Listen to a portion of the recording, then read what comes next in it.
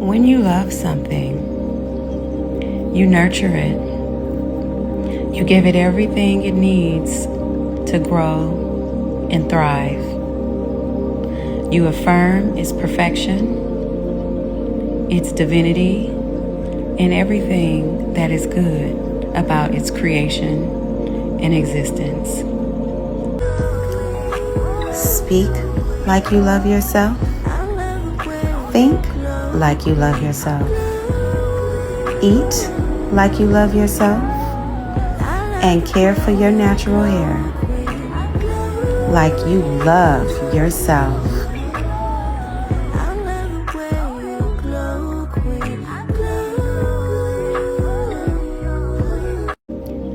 When you love something, you nurture it. You give it everything it needs to grow and thrive. You affirm its perfection, its divinity, and everything that is good about its creation and existence. Natural processes do take some time, but your health is worth so much more than the damage caused to it by processes of convenience. Honor yourself.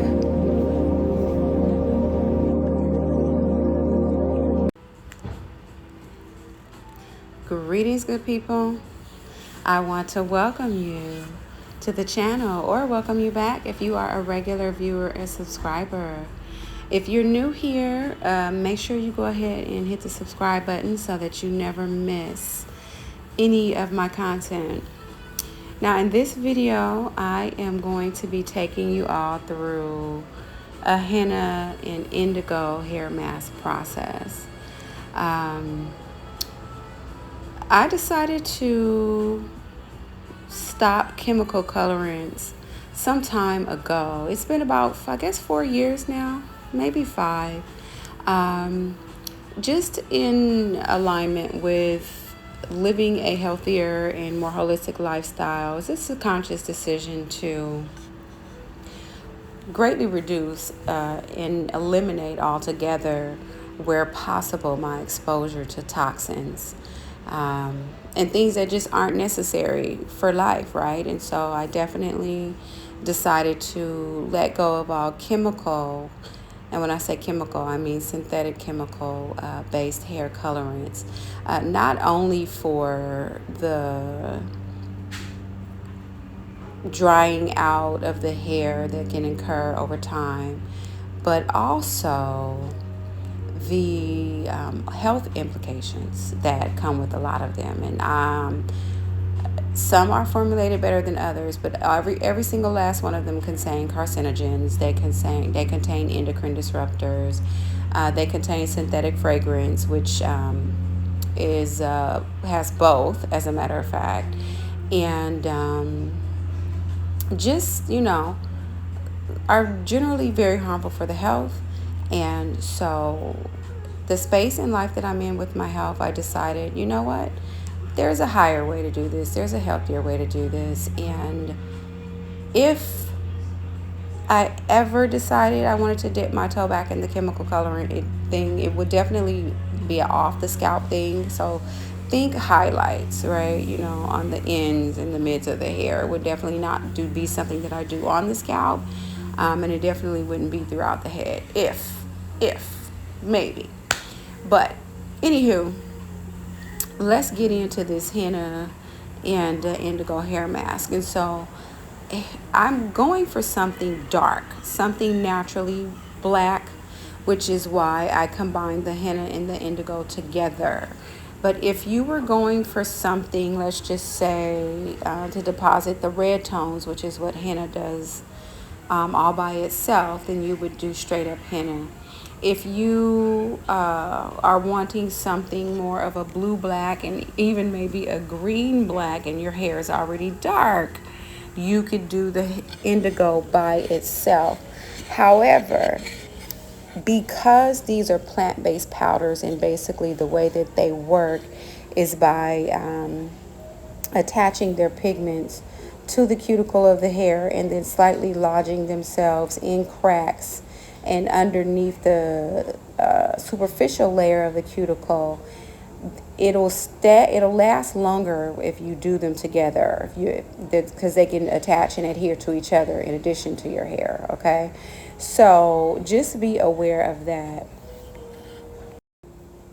Now, when using these plant powders, whether we're talking about henna or indigo or cassia, for that matter, the color of your natural hair matters. And what I mean by that is the lighter your natural hair color, the more pigment deposit you're actually going to see on your own hair. Okay, so if you have blonde hair and you don't want to change your hair color, don't use these things.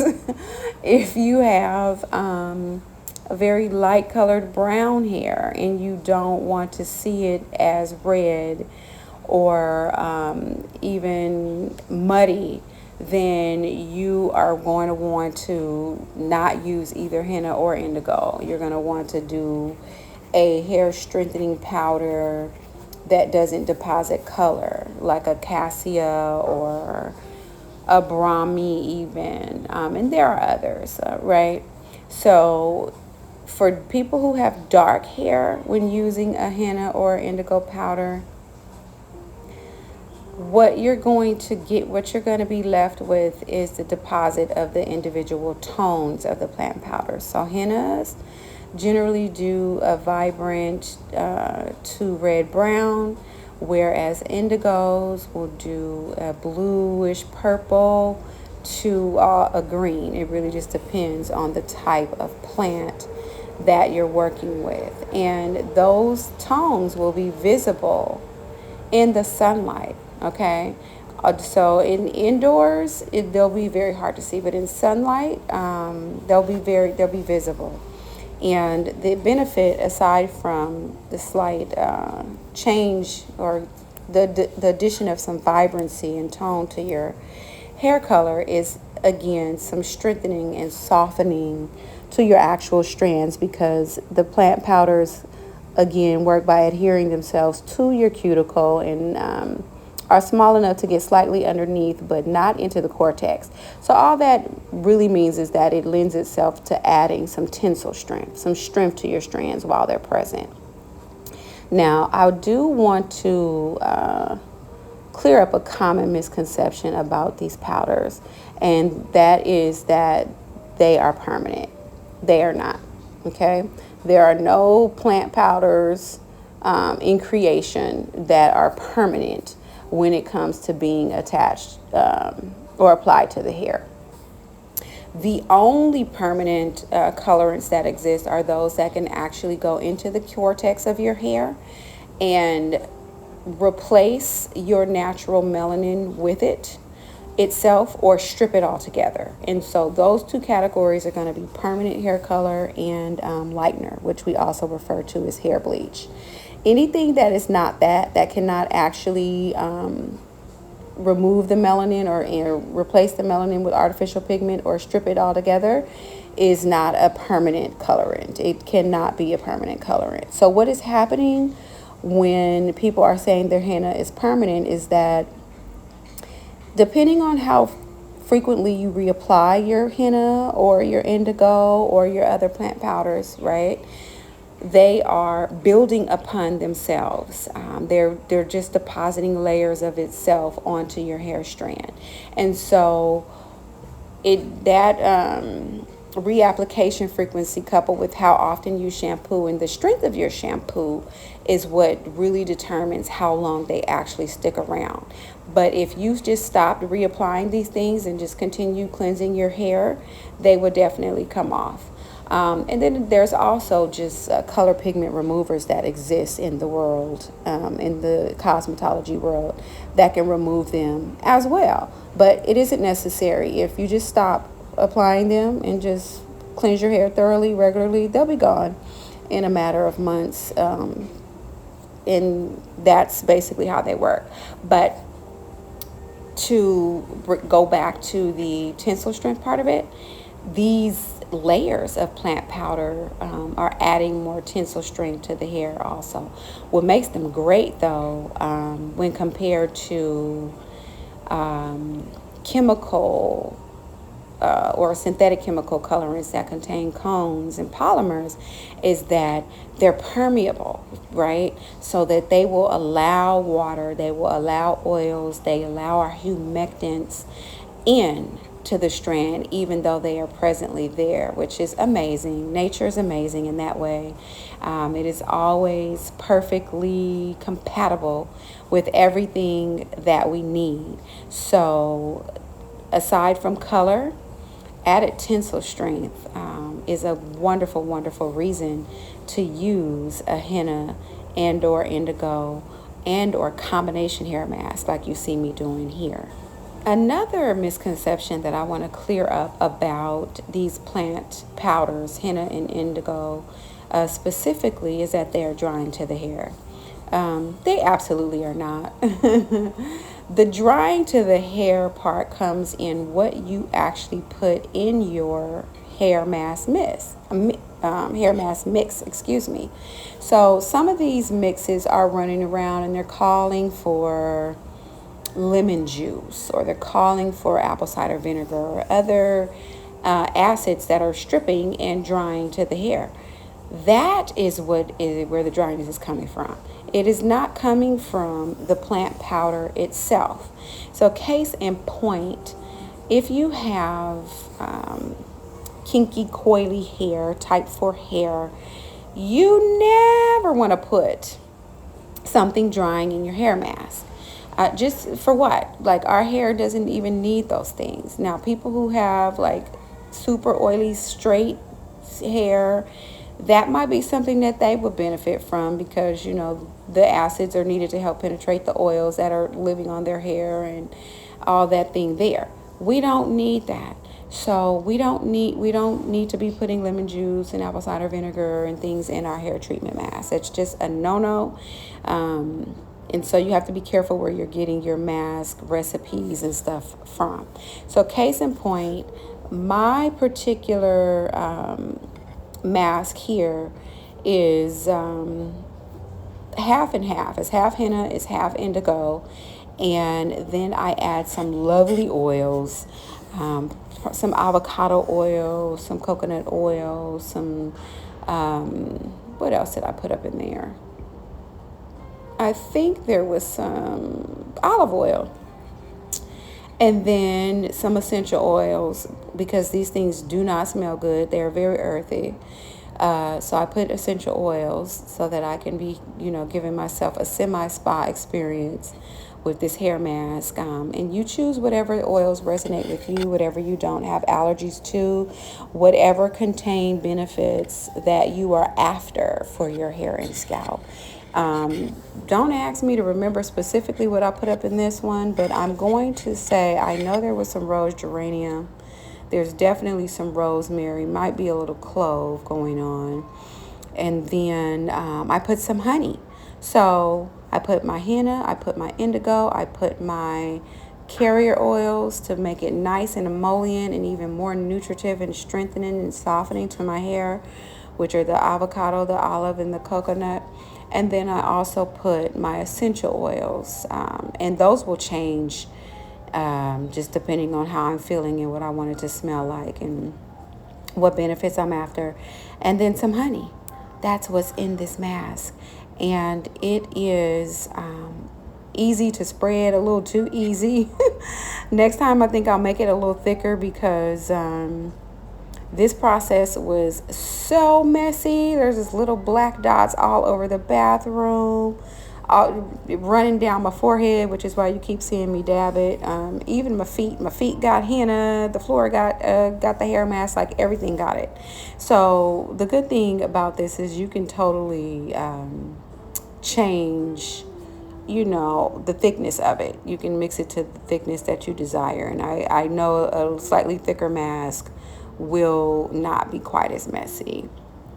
But I will say, even in the hair studio, in my time as master colorist, even using the synthetic colorants with a brush and proper parting and all of this stuff, there was still color all over the studio, y'all. So maybe it's just me. I mean, there was color on the floor, on the base of the chair, just flinging everywhere. So it might just be me in my application process, because I kind of like to go quickly.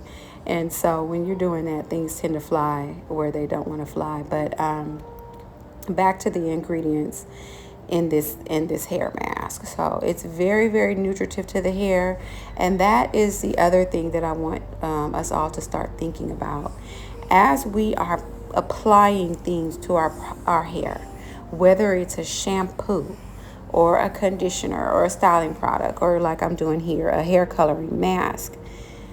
Really think about the ingredients that are in this thing, and is every single one of them serving a positive purpose?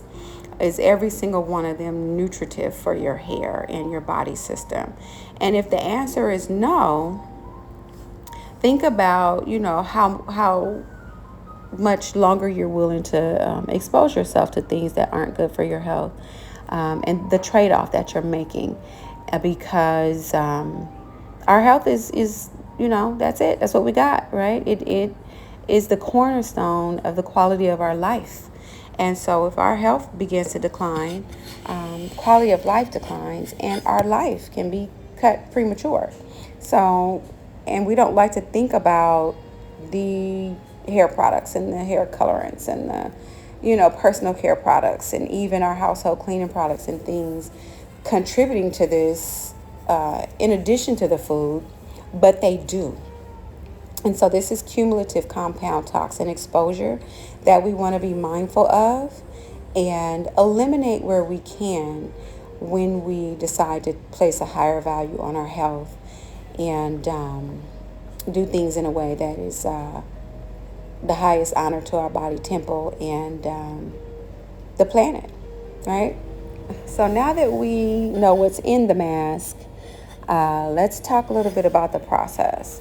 The hair, I'm doing this on freshly cleansed hair. So the hair has already been detangled. It has been shampooed and rinsed. There's no conditioner or anything like that. I'm using this mask, as a matter of fact, as my conditioner. And so this is also the purpose of the oils and the honey, because when this mask is washed away, the hair is feeling silky, the hair is feeling luscious, the hair is feeling lubricated, and the hair is smelling good. There is no reason to do another thing other than style after rinsing this away. And so you want to make sure that you're doing your hair mask on cleansed and detangled hair. That's ideal, as most of the powders want you to just rinse it away. They ask you to not shampoo for a couple of days after applying these masks, these plant powders. And the reason for that is because they take a couple of days to oxidize, actually. So, which just means the color is going to deepen and settle into itself with exposure to oxygen. So, if you shampoo it away immediately, then you are interrupting that process and removing some of what has deposited onto the strands. So you want to do this on freshly washed hair, detangled hair, and allow your mask to not only be a colorant, but to also be a conditioner. So when applying your hair mask, you just want to make sure you're going section by section. I started the roots, and work your hair mask in thoroughly, saturating every strand, especially if you have grays that you're covering like I am. I'll insert a picture or video later in this video so that you can see exactly the concentration of my grays at this point. But yep, just going through section by section. Make sure you're thoroughly coating every single hair, every single strand, and try not to make too big of a mess. Even though the great thing about these also is that it doesn't develop as fast as synthetic chemical colorants. And so if you get some indigo or some henna on something, you got a little time before you actually have to like clean it up before it has set into a good stain that might require some sort of like bleaching agent to remove. So that's also a benefit where you can it can be there for a minute and it doesn't stain when you're trying to clean it up. So just work it on through and enjoy. Now you see, I don't know if y'all could tell, but I got music going and got my beverage because hair time for me is therapeutic. It is always a time to just take some time out for my self-care, to like reconnect with my spirit and just spend some time taking care of me. So I would strongly encourage that you are in a good mood, that you are in a good mental state when you decide to do your hair, because the last thing you want to be doing is rushing and ripping through it and ripping out hair and just having bad energy and bad feelings when it comes time to do your hair. It's okay to take space and revisit the process when you are in a better emotional space. I highly recommend that. That's part of what makes caring for ourselves and our hair pleasant, is the energy that we bring to it. So when our energy's not great, just go ahead and take a pause and, figure out some interim type of hairstyle or something you can do until you are feeling better energetically, and then you can get into doing your natural processes with your natural hair. Now, if you are someone who is new to a holistic hair care journey, or you just want to make sure that you have a comprehensive holistic hair care journey, I invite you to grab my ebook. In the ebook, I have covered everything from shampooing, conditioning, detangling, deep conditioning, styling, with product recommendations for every hair type. So think kinky, coily, curly, and wavy hair. But I also have included whole recipes so that if you never wanted to buy another store-bought product, you don't have to. You can make your own shampoo, you can make your own conditioners, your own hair sprays, hair rinses, your own hair gels, your own hair stylers and butters, even oils, you name it, it's in there. So if you want experience and professional guidance on embarking on a holistic hair care journey, that is an excellent resource for you. Now let's talk processing time. Yes, these henna and indigo or either or hair masks take a longer processing time than a synthetic chemical colorant as well, right? So it depends on your supplier and which one you buy. They all will have instructions written on the package. But generally speaking, you need to let these masks process for about an hour to hour and a half or longer, okay? I think the shortest amount of time I've ever seen is about an hour.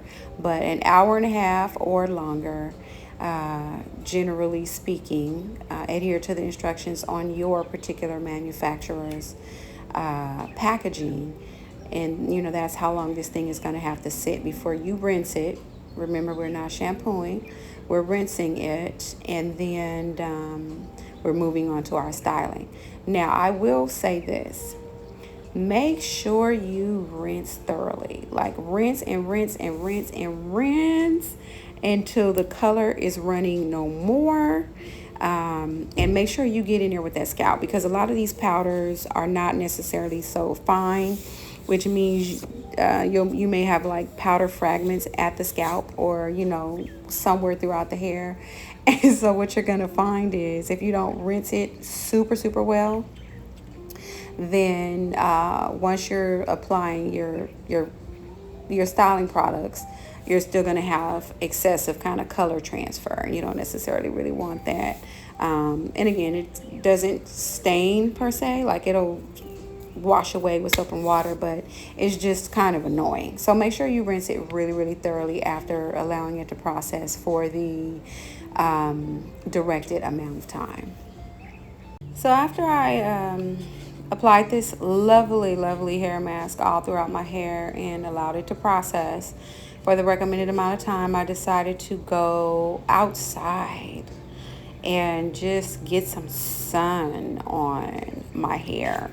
Also, I wanted to let y'all see the color it was as it was processing. So we decided to go on outside, get some sun, swing the kinks and coils around, because it's always fun to do that. I don't stretch my hair too often, so like when it's weighed down with the nutritive hair things, I love getting able to feel the length and the weight of my hair. So just outside playing around, appreciating the sun, getting a recharge, and also being able to show you all the color of the hair mask itself as it was processing. It's a gorgeous natural black. Now, if you are going for something like more jet black, you would definitely want to have more indigo to henna, okay? So you'll probably want to do like 3/4 indigo to 1/4 henna. I went for something half and half on this one. And again, if you just want straight, if you want maybe like a medium to dark brown, it'll be mostly henna with a quarter or so of indigo. So you change your ratios around based on what color you ultimately want to see. The other way you could do it is do two separate processes, right? You can do one straight up henna process, and then you can also do a straight up indigo process following that. And maybe you space it out a week or even 2 weeks apart. That depends on you. You could totally do it same day, but I just feel like that's a lot of time to be spending applying and processing things to the hair in one day. So there's many, many ways to get your hair conditioned and hair coloring mask on. Don't feel like there's only one way to do it. Make sure you're doing it in a way that works for you.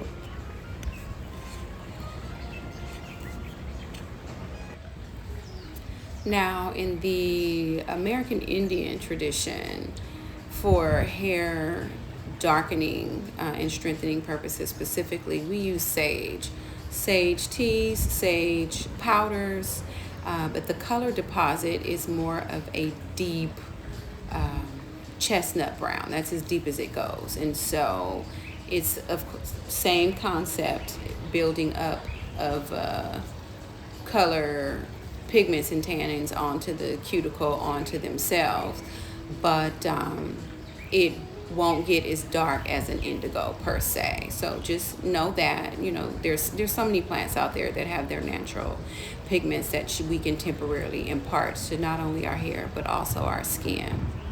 Now, I'm in here, I'm going to insert a picture of what my hair looked like without any powders or pigments or conditioners, just straight up hair and its shrinkage, so that you can see what my hair looks like with just in its most natural state, and where the concentration of the grays are. Now, I wish that I had been able to get around to giving you all like a straight up after of what this looked like, the richness of this particular mask, but life got busy. I ended up having to travel, and so I wasn't able to get back to doing anything with some hair content for several weeks. And when I say several weeks, I'm thinking about six to almost 8 weeks. And so what you're seeing here is close to 8 weeks of like shampooing and fading. So it's back to a very like rich reddish brown, and you can see that my grays are lighter than the hair that is darker, that's naturally darker. So, and that's just, you know, living and going and doing and being. But the next time, I'll do my best the next time I do this hair mask to capture the color right after. These shots right here are from my very first body painting experience. And it was a time, y'all. I don't know if I'm going to make a separate video about that or not. But they were the most recent where my hair was actually done and looking cute. So I was like, let me crop some up and put them on in here. But that's it for this video, y'all. I hope you found it helpful and informative. I am sending highest health and blessings to each and every one of you. And I will see y'all on the next one.